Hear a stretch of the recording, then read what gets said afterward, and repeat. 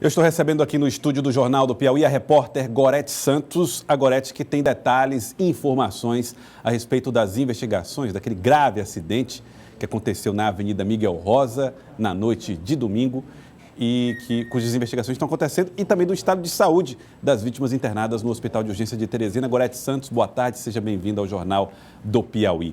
Boa tarde, Joelson. Boa tarde a todos que acompanham o Jornal do Piauí. A gente tem algumas novidades em relação a esse caso que chocou a cidade de Teresina. E mobilizou, inclusive, algumas pessoas ligadas ao movimento cultural que fizeram uma homenagem especial às vítimas. Sem dúvida. Isso foi na noite de ontem, lá no Parque da Cidade, onde os dois irmãos, o Bruno Queiroz, o Júnior Araújo, você observa nesse momento essas imagens, fizeram uma vigília em homenagem ao Bruno, que infelizmente morreu no momento do acidente, e também pedindo melhoras pela recuperação do Júnior Araújo, que ainda se encontra em estado gravíssimo no Hospital de Urgência de Teresina. Ele que é jornalista, fotógrafo e, claro, foi idealizador desse grande projeto cultural que é o Salve Rainha. E desse local onde nós vimos as imagens da vigília foi de onde eles saíram no dia em que sofreram esse gravíssimo acidente, Gorete Santos. Exatamente, Joelson. Eles estavam lá. Eu queria até fazer uma correção em relação a uma informação que nós divulgamos ontem aqui no Jornal do Piauí a respeito da dinâmica do acidente. A informação que nós tínhamos é de que os irmãos haviam saído do Parque da Cidadania pela Jacó de Almendra para daí acessar a 1º de maio. E o Moacir Júnior estaria na Miguel Rosa, quando, na verdade, a informação que nós tivemos hoje da delegada Cassandra é de que os dois irmãos haviam saído da própria Miguel Rosa. A gente não sabe ainda se, de fato, eles estavam dentro ou se o carro estava estacionado ali nas proximidades da estação do metrô, mas, enfim, eles saíam da Avenida Miguel Rosa no sentido sul-centro e fizeram uma conversão à esquerda, o que é permitido, ali bem no cruzamento da Jacó de Almendra com a Miguel Rosa. Fizeram a conversão à esquerda para acessar a 1º de maio, quando houve a colisão com o outro veículo que seguia, sim, na Avenida Miguel Rosa, no sentido centro-sul. Como eu falei anteriormente, conversei com a delegada Cassandra hoje pela manhã. Ela falou que já tem imagens de monitoramento eletrônico de estabelecimentos próximos ao local do acidente, que essas imagens já estão com a perícia e que deve definir as causas do acidente. Outro ponto, havia uma testemunha, um carro que estava parado na Jacó de Almendra no momento em que houve o acidente. Na verdade, o que ela busca agora é localizar essa testemunha, que é considerada fundamental. Então, tem as imagens de circuitos de segurança e mais a certeza de que havia uma testemunha nesse acidente que pode ajudar na elucidação. Exatamente. Nós vamos acompanhar agora essa entrevista com a delegada Cassandra. Nós fizemos todos os procedimentos cabíveis. O procedimento chegou ontem à tarde na delegacia, mas a gente já havia se antecipado, pedindo as imagens aos estabelecimentos comerciais. Já chegaram algumas imagens, agora a gente vai fazer os quesitos e vai encaminhar a perícia para que ela possa fazer uma análise melhor das imagens. A gente via que havia um outro carro próximo que visualizou todo o acidente. Então, a gente manda para a perícia para tentar se eles conseguem melhorar as imagens e identificar. A dinâmica realmente foi no semáforo, ele vinha no sentido centro-leste, o Corolla, e o Fusca vinha no outro sentido. Né? E ali naquele local, naquele semáforo, você pode entrar na Miguel Rosa à esquerda, que foi o que o Fusca fez. Né? E a gente tinha um outro carro parado na Jacob Almendra, porque ali são 3 sinais. Né? A gente queria tentar identificar esse terceiro veículo, porque ele assistiu ao acidente como seria uma testemunha presencial do fato, mas não sabemos se vai ser possível identificar. O Moacir Júnior já tem antecedentes em relação a crimes de trânsito, ou pelo menos acidentes de trânsito?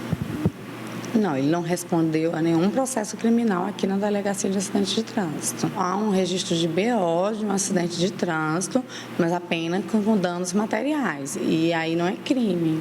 Então, ele não responde por nenhum crime. Então, Gorete Santos, ele não responde por nenhum crime. Este seria o primeiro crime mas com consequências muito graves. Você também acompanhou hoje o estado de saúde dessas duas pessoas, o Júnior e o Jader, que estão internados no Hospital de Urgência de Teresina, Gorete. Exatamente, Joelson, porque havia uma informação de que o Jader seria transferido para um hospital particular aqui da capital. Essa transferência, a gente observa agora as imagens, ocorreu 1h da tarde, portanto, há 40 minutos. Esse é o momento exato em que o Jader está sendo transferido ao Hospital de Urgência de Teresina para um hospital particular aqui da capital, uma transferência que foi acompanhada pelos pais dele, também por alguns amigos que se encontravam lá no momento. Nós conversamos também com o pai do Jader, seu José Damasceno, que falou como é que esse momento para eles, esse sentimento de dor, né, e, claro, de esperança também pela recuperação dele. Todo mundo preocupado. Aí que o negócio é meio... Uma coisa que a gente não está esperando, de repente acontece, aí é meio constrangedor o problema da gente aqui. Mas, se Deus quiser, vai dar tudo certo. Mantendo a esperança de que ele vai ser recuperado. Se Deus quiser, se Deus quiser. É isso que a gente quer. E com fé em Deus, dá certo. As coisas vão ter que correr tudo bem para ele e para todos nós. Revolta a família, a forma como aconteceu? Sim, porque foi um ato de falta de responsabilidade de um jovem também, mas pela maneira que ele anda numa avenida dessa daí, ele provoca com ele, com qualquer outra pessoa, né? Ele também correu o risco de morrer também, né? Aí é assim, as coisas são desse jeito. É dono da gente não espera que venham as coisas, os maus resultados na vida, né? O pai lutando ao lado do filho na tentativa de que sua recuperação seja o mais rápida possível, lutando por transferência, brigando, certamente conseguindo, com a ajuda dos planos de saúde, aí a imagem da transferência do Jader. E ele até demonstrando uma certa consciência de que havia o risco aí também do provocador do acidente se machucar. Uma preocupação realmente até comovente de um pai que luta ao lado do filho pela vida, Gorete. Sem dúvida, Joelson. Nós conversamos também com o Dr. Gilberto Albuquerque, que é o diretor-geral do Hospital de Urgência de Teresina, falando do quadro clínico tanto do Jader como também do Júnior Araújo, que permanece na UTI do Hospital de Urgência de Teresina. O Jader não chegou a fazer nenhuma cirurgia no Hospital de Urgência de Teresina, porque em função do quadro de saúde dele, era preciso esperar um pouco a estabilidade para que não houvesse tantos riscos. E como a transferência dele foi solicitada e foi feita, então só agora ele deve passar pelos procedimentos cirúrgicos. Então ele fala a respeito do quadro dele e fala também como é que está a situação do Júnior. O Júnior se encontra na UTI em sedação profunda, quadro clínico mantido. Os Jarderes, a gente conseguiu a estabilização do quadro clínico ontem. À noite ele teve pequenas alterações. Hoje pela manhã a gente conseguiu estabilizar o quadro clínico dele e ele teve condições de ser transferido. Ele está consciente, mas ele apresenta momentos de desorientação, isso devido ao traumatismo craniano que ele sofreu. Em relação ao Júnior, o senhor já mencionou que infelizmente continua o mesmo quadro. Ele está em coma profundo, não reage a nenhum estímulo, doutor Gilberto? Como ele teve essas lesões intracranianas importantes, a gente o mantém de 3 a 5 dias, pelo menos, em coma profundo, para que o cérebro tenha o menor metabolismo possível. A partir daí? A partir daí a gente começa a fazer os testes de redução da sedação e espera as reações ou não que o paciente venha apresentar.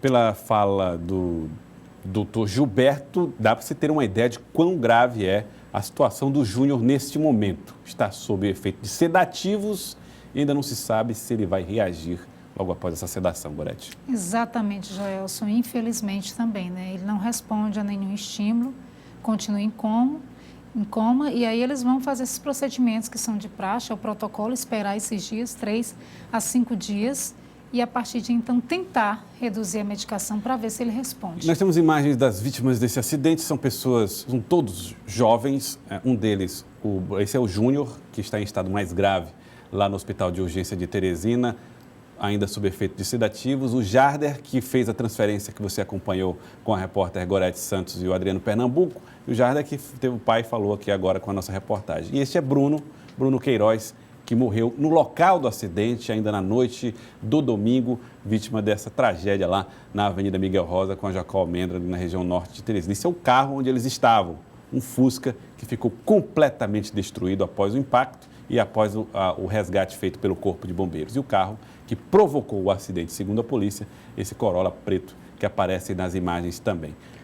Uma imagem forte, triste, revoltante, porque independente de culpa, um acidente de trânsito é sempre evitável se todas as regras forem observadas, e a gente torce agora pela recuperação desses jovens que estão internados lutando pela vida. Gorete Santos. Muito obrigado pelas informações. Agora é só tempo, né? O tempo Infelizmente, é que vai dizer. é só isso, é aguardar, é esperar para ver se o Júnior melhora. A situação do Jarder também um pouco melhor, estável. O Dr. Gilberto disse que ele está consciente, mas desorientado em função do traumatismo.